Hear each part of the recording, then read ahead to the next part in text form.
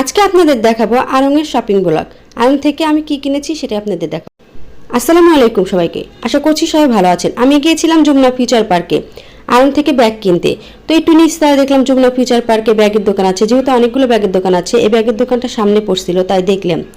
দেখি যে এখানে খরগোশ আছে, হাঁস আছে, পাখি আছে, কেক আছে, তবে এত চুমকি ফুটিয়ালা ব্যাগ আমার ভালো থাকে নাই। সেই জন্য গেলাম আড়ং-এ চল। তবে আড়ং-এর যে ব্যাগের দাম তা কিনবো কি, দেহাই মাথা নষ্ট। পরে গেলাম ওবি একটা কম দামের মধ্যে ব্যাগ খুঁজি, তাই এখানে কম দামের মধ্যে ব্যাগ খুঁজতেছিলাম। আমি এখানে যে ব্যাগ দেখতেছিলাম এখানে সবই 1500 থেকে 3000 টাকার মধ্যে। এত টাকা দিয়ে ব্যাগ কেনা তো আমার মধ্যবিত্ত মানুষের সম্ভব না, তাই জন্য কম দামের মধ্যে একটা কোয়ালিটিফুল ব্যাগ কিনছিলাম। যদি আধুনিক ব্যাগের দাম বেশি হলেও কোয়ালিটি মেলা ভালো ছিল। আমার বোনও গেছিল আড়ং-এ ব্যাগ কিনবার, কইছিলাম দুটো ব্যাগ নিবো, তবে আমার বোনের আবার দাম দেওয়া পছন্দ হয় না। যেগুলো দাম বেশি সেগুলো আর পছন্দ হয়, অত দাম দিয়ে হ্যাঁ আবার কিনবো না, সেই জন্য হ্যাঁ আবার নেয় নাই। যেমন এই ব্যাগটা আর পছন্দ ছিল, কিন্তু এই ব্যাগটার দাম মেলা, এটা আমি নিছি। এই ব্যাগটা আমার মেলা ভালো। এই ব্যাগটার দাম আসছিল প্রায় 700 টাকার মতো। এখানে আবার ব্যাট আসছিল, এই দুঃখী ব্যাগের দাম বলে 1100 টাকা। না পেরে রেহা দিলাম, নিমুই নেয়। তবে জামা কাপড়ের কোয়ালিটি আমার আল্লাহ ভালো লাগে নাই। দাম হিসাবে জামা কাপড়ের কোয়ালিটি খুবই বাজে লাগছে। এটা তো আমি হাতেই বানাইবার পারি। তবে জুতাগুলোর কোয়ালিটি মেলা বেশি ভালো আসছিল, দামও বেশি আসছিল। তাই জুতাগুলো দেখতেছিলাম যে নেওয়া যায় নাকি, পরে দেখলাম না, এত দাম দিয়ে নিম না থেকে।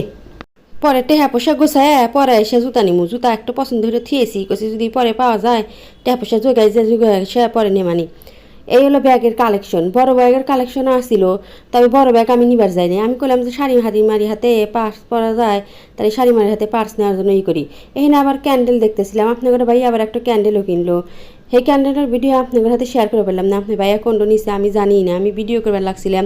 এখানে আবার যে ওয়ালে টানায় থই হেগনা মেলা রকমের আসছিল, নকশি কাতা আসছিল, আসছিল। এগুলো সব আমি হাতেই করতে পারি, নকশি কাতা, নকশি চাদর, এগুলো আমি হাতেই করতে পারি। কোনো এক ভিডিওটা আপনাদের হাতে শেয়ার করবো। আমি একটা হাতে কাজ করা শাড়ি বানাইছিলাম, সেই শাড়িটাও আপনাদের পরে একদিন দেখামো। এখানে যে হোম ডেকোরের জিনিসপাতি, ক্যান্ডেল, তারপরে আরও কত কী রকমের জিনিসপাতি আছে বাবা, কত রকমের দাম। এত দাম দেখ না, কিনবো না। যদি কোনো দিন ভালো একটা বাসা উঠতে পারি তখন সুন্দর করে বাসা সাজানোর জন্য কিনবো। এর আবার বাদ্যযন্ত্র আসছিল, বাঁশের জিনিস আসছিল, আবার বেতের জিনিস আসছিল, আবার ফের নকশি কাঁথা, আরও কী কী আসছিল, টেমে মাটির জিনিসপাতি।